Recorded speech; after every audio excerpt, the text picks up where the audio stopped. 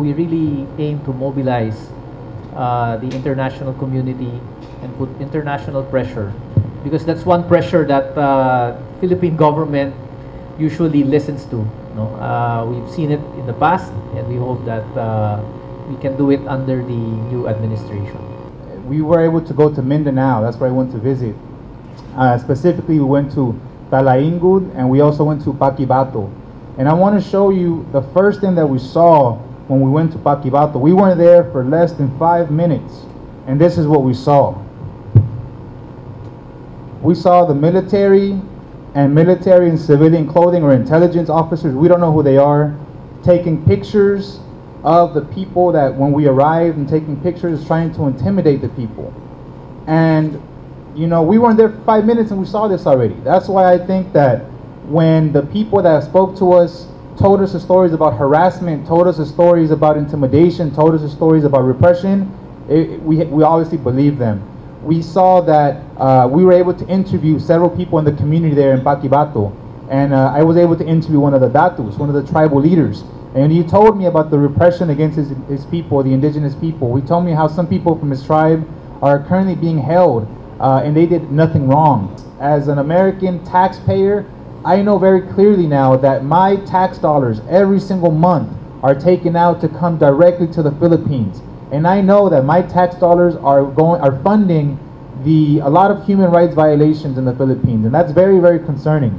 So what I know is that when I go back to the United States, I have the responsibility now to educate not only my immediate community, but I will continue to work with the different Filipino-American organizations in Los Angeles and in California to continue to educate the community and to educate also our elected officials. We know that Senator in California, Barbara Boxer, has already opened up a hearing of investigation for the extrajudicial killings in the Philippines.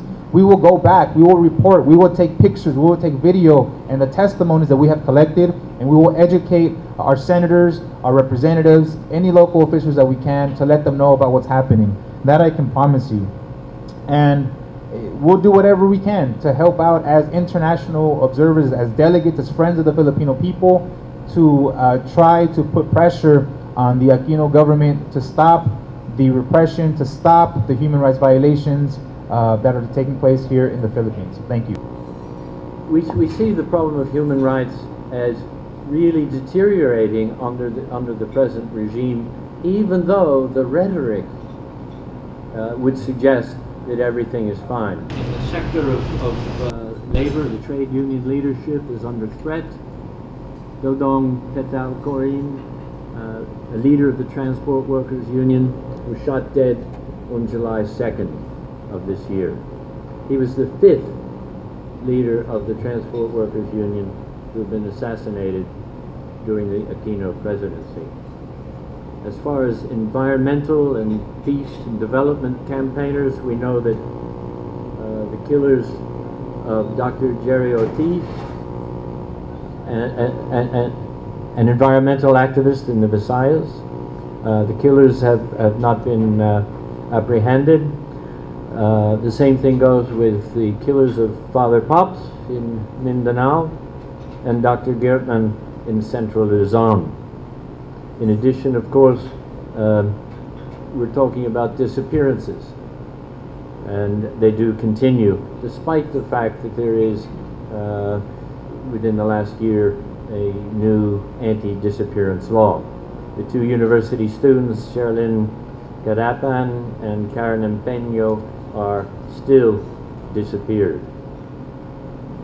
How does this happen? We must understand that there are a lot of private armies out there and paramilitaries. Of course, the president promised that he would do away with private armies if he became president. This has not happened. These operate under the guidance and protection of the AFP and the PNP. Much of the killings and harassment, the intimidation, and what I call micro-surveillance of daily activities of leaders in the community, these have been in fact reinforced by the president who established the special CAFCU auxiliary action teams. Impunity.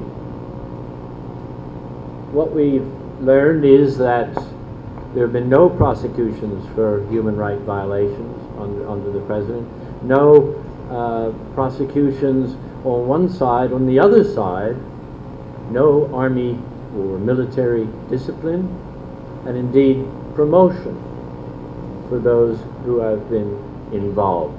And I can mention General Agno, whose career has been enhanced despite his involvement in the abduction of Jonas Burgos some years ago. He now heads the military intelligence service. And General Segovia, Visaya, and Baladad have all had career moves upwards as a result of their activities involved in killings, or their responsibility for killings, disappearances, other human rights abuses